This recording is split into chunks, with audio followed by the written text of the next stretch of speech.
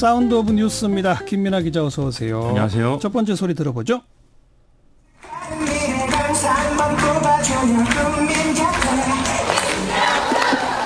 반갑습니다. 고성구민 여러분, 김경수입니다.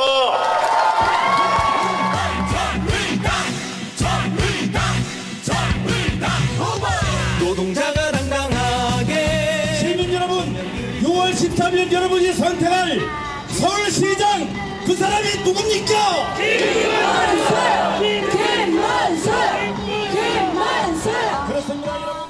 네, 앞에 김경수 도지사 후보, 그다음에 정의당 로거송, 그다음에 김문수 후보 이렇죠? 그렇습니다. 예. 맨 처음에 잠깐 나온 게 이제 바른미래당 관련 로고송인데 뭐 잘 들리지는 않네요. 앞으로 13일간 그야말로 이 총성 없는 전쟁이 이제 막 시작이 돼서 이거 좀 준비를 해봤습니다. 자유한국당 홍준표 대표는 오늘 유세 현장에 나갔습니까? 그렇습니다. 뭐 후보들이 안 오길 바란다 이런 얘기도 막 하고 그랬는데요. 오늘 당사에서 대국민 호소 기자회견 이걸 했고 충남 천안으로 이동한 후에 부산으로 이제 갔습니다. 본인 승부처로 꼽은 이제 광역 지자체들 중에 이제 들어있는 그런 지역들이죠. 특히 부산에서는 저와 한국당이 없어지면 북한과 문재인 대통령이 좋아할 것이다 이런 발언도 해서 또 화제였습니다. 추미애 대표의 동선은요? 더불어민주당 추미애 대표는 유경기 서울 중랑구청장 후보 출정식으로 시작해서 인천과 수원으로 이제 수도권부터 돌기 시작한 그런 상황이었고요. 바른미래당의 경우에는 유승민 공동대표는 대구 경북, 박주선 공동대표는 광주 이렇게 좀 나눠서 만든 그런 그림이었습니다. 네. 민주평화당은 예상대로 이제 호남에 올인하는 그런 분위기고 정의당은 이정미 대표가 인천으로 노회찬 원내대표가 창원, 부산 이렇게 움직이는 그런 동선입니다. 네. 충북에서는 뭐 후보 매수설이 나왔다는데 무슨 내용이에요? 충북지사 선거에 출마한 자유한국당 박경국 후보하고 바른미래당 신용환 후보가 단일화를 논의하는 그런 과정이 있었는데요. 자유한국당 후보가 정무 부지사직을 제안하면서 사실상 사퇴를 요구했다 이렇게 바른미래당 측이 주장을 한 것입니다. 그러면서 이런 내용이 나와 있는 4쪽짜리 문건도 공개를 했습니다. 자유한국당 쪽은 뭐라고 합니까? 뭐 전혀 사실이 아니다 이렇게 얘기를 하고 있는데요.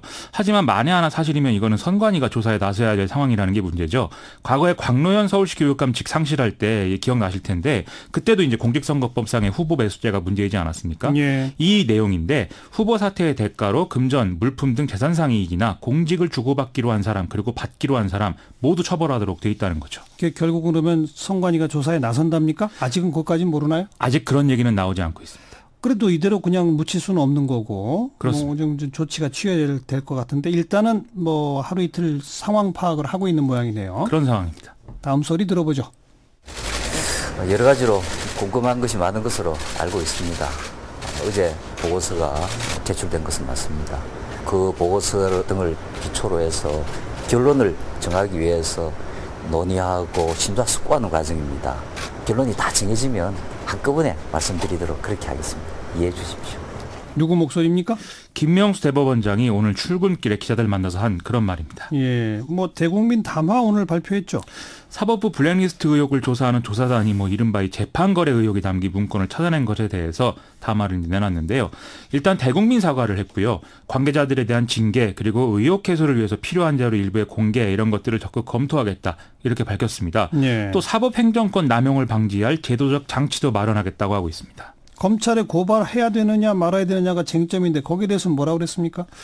일단 이렇게 얘기를 했습니다. 국민과 함께하는 사법발전위원회 전국 법원장 간담회 전국 법관대표회의 및 각계 의견을 종합해서 관련자들에 대한 형사상 조치를 최종적으로 결정하겠다. 이게 이제 좀 신중한 태도인데 어쨌든 형사고발이 가능하다라는 입장까지 동시에 내비친 것으로 지금 해석이 되고 있습니다. 하지만 아직 결론을 내리지는 않았다. 그렇습니다.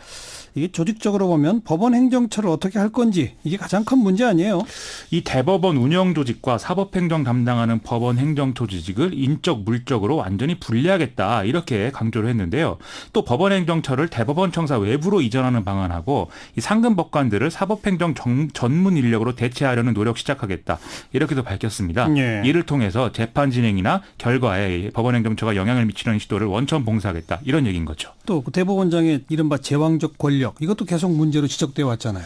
이 법관 서열화를 조장하는 승진 인사를 폐지하고 수직적이고 관료적인 의사결정 구조도 수평적 합의제 의사결정 구조로 개편하겠다는 게 그 문제에 대한 이제 발언인데요. 예. 또 법관 독립위원회를 설치해서 법원 내부의 법관 독립 침해 시도에 대응하도록 하겠다. 즉 청와대 등의 어떤 부당한 개입 이런 것도 막아보겠다 이런 의지로 밝히고 있습니다. 그렇죠.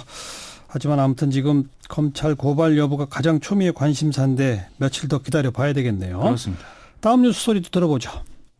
양준필의 칼럼은 그동안 북한의 핵 공갈에 겁먹은 한국 사회 일각의 논리와 판박이입니다. 좌파들이 또 속이고 장난치고 있는데 보수 언론을 대표하는 조선일보가 이에 동조하고 지지한다는 것은 있을 수 없는 일입니다. 독자에 대한 배신이자 기만입니다. 이건 마치 조선일보가 청와대 백기투항을 한 것과 같습니다. 누구 소리입니까? 자유한국당 강효상 의원 목소리인데요. 이 내용이 이제 조선일보 방상훈 사장에게 보내는 편지입니다. 이 양상훈 주필을 파면해라, 이 요구가 이제 핵심입니다. 조선일보의 양상훈 주필? 그렇습니다. 왜요? 오늘 조선일보 지면에 역사의 한국민은 전략적 바보로 기록될까라는 제목의 이 양상훈 주필의 칼럼이 실렸는데요. 네. 이번에 이제 북미 회담에서 북한이 완전한 비핵화가 되지 않더라도 이 북미 합의 자체가 북한의 어떤 핵 보유 공식화를 억제하고 개혁 개방을 이끌 수 있는 게 사실이다. 그리고 그 효과로 북한의 억압적 체제가 무너질 수도 있기 때문에 그걸 기대하겠다. 뭐 이런 내용인데 이 문제라는 거죠. 왜 문제라는 거죠? 강효상 의원은 들으셨다시피 이 글이 이제 청와대 협박에 조선일보가 굴복한 것이다 이렇게 규정을 했는데요. 그러면서 미국의 당국자들이 조선일보마저 북한에 항복한 것으로 인식을 하면 북미 협상에 좋지 않은 영향이 있다 이런 얘기도 했습니다. 그러면서 양상훈 주필은 늘 기회주의적이었다라면서 인신공격까지 했는데요. 아시다시피 이제 강효상 의원도 조선일보 출신이죠. 강효상 의원도 조선일보 출신입니까? 각 조선일보 편집국장 출신이죠. 근데 여기서 말하는 청와대 협박이라는 건 뭘 말하는 겁니까? 이제 그저께 이제 김의겸 청와대 대변인이 조선일보와 TV조선의 최근 오보 사례를 언급하면서 그만 발목을 잡아라 이렇게 얘기를 했는데요. 이에 대해서 뭐 오늘 조선일보는 김의겸 대변인 실명을 비판하면서 김의겸 대변인의 원 소속인 한겨레도 미북 정상회담 평양 개최 등의 오보를 냈는데 왜 아무 말도 하지 않느냐 이런 기자 칼럼을 내서 또 대응하기도 했습니다. 네. 언론과 정치가 뒤엉켜서 싸우는 그런 모습이네요. 그렇습니다. 특히 강효상 의원 발언은 거의 뭐 사내 정치가 반영된 거 아니냐 이런 생각도 좀 들고요. 어쨌든 언론이 정파적인 보도를 좀 하지 말아야 되겠지만 정치도 이런 상황을 좀 기정사실화하고 더 부채질하는 이런 일은 하지 말았으면 하는 바람이 있고요. 청와대도 언론에 대해서는 좀 신중하게 대응하는 모습 보여야 될 것 같습니다. 네. 자, 북한의 김영철 노동당 부위원장 미국 가서 마이크 폼페이오 미국 국무장관 만났죠? 그렇습니다. 오늘 뉴욕에서 현지 시간으로 오후 7시 1시간 반 동안 만찬회동을 가졌는데요. 장소는 주 유엔 차석대사 관저라고 하는데 사진을 보면 고층 빌딩이 한눈에 보이는 상당히 높은 곳에 있는 그런 곳입니다. 그래서 좀 경제적 번영을 상상할 수 있도록 멋진 스카이라인을 보여주려고 한 것이다. 이런 해석이 제기되는데요. 이런 사진들은 폼페이오 장관이 직접 트위터에 올려서 공개가 된 상황입니다. 뭐 분위기가 좋았다 그런 건가요? 그렇습니다. 분명히 좋은 분위기인데 본 게임은 우리 시간으로 내일 새벽에 진행되는 고위급 회담에 있는 것 같습니다. 국무부는 우리 시간으로 내일 새벽 3시 15분에 폼페이오 장관이 회담 결과에 대해 설명하는 기자회견을 한다. 이렇게 공지한 상황인데요.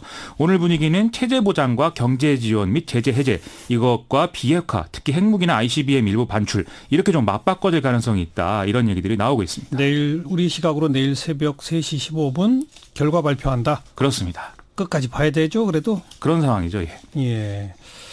지금 성김 대사하고 최선희 부상 사이의 실무 협상은 이미 끝났죠.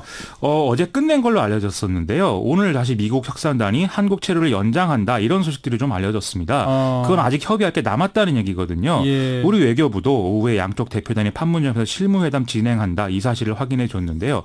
이런 좀 재반 사정을 고려해 보면은 아직도 좀 긴장을 늦출 수가 없는 그런 상황인 것 같습니다. 실무회담도 진행되고 고위급 회담도 진행되고 봐야 되겠네요. 좀 압축적으로 진행하는 것 같습니다. 수고하셨어요. 고맙습니다. 김민아 기자였어요.